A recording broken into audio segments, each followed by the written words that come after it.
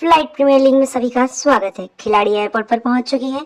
अब कुछ जल कुकड़े लोग कहेंगे कि ये तो रेलवे स्टेशन है, तो देखिए जलने वाले को बुझने दीजिए और आप चलिए हमारे साथ हवाई यात्रा पर।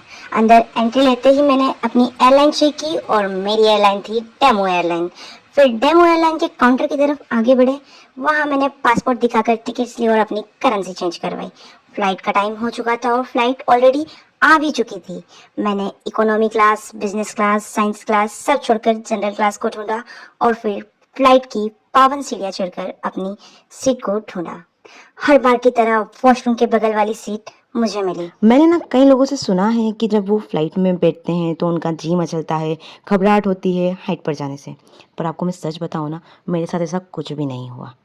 तभी एक बुजुर्ग आदमी काले पैसों से भरा एक संदूक मेरी सुफरत करके अपना घुटना थूकने चले गए। मेरी नज़र बाहर की तरफ गई, जहाँ एक छोटे से बालक ने अपने एक ही हाथ से एक विशाल कार उठा दी।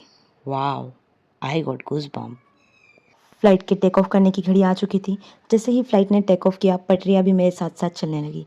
उन्हें मुझसे अटैचमेंट हो गया था। उड़ी बाबा, ये क्या! मेरे बगल वाली सीट पर एक पाकिस्तानी महिला आकर बैठ गई। ये देखकर मेरे पैरों तले चप्पल खिसक गई। मैं ही फटकर हाथ में आ चुकी थी।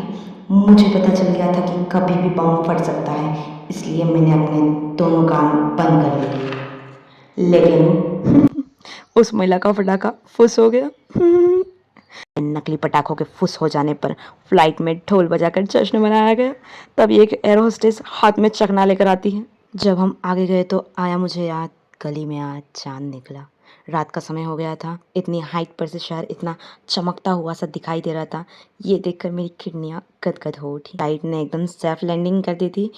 फिर मैंने अपना बोरिया बिस्तर लगेज लेकर निकल पड़ी। अभी मुझे एक हैरान करने वाली चीज़ पता चली। सिर्फ इंसान ही नहीं, फ्लाइट भी सुसु करती है, वो भी खुले में।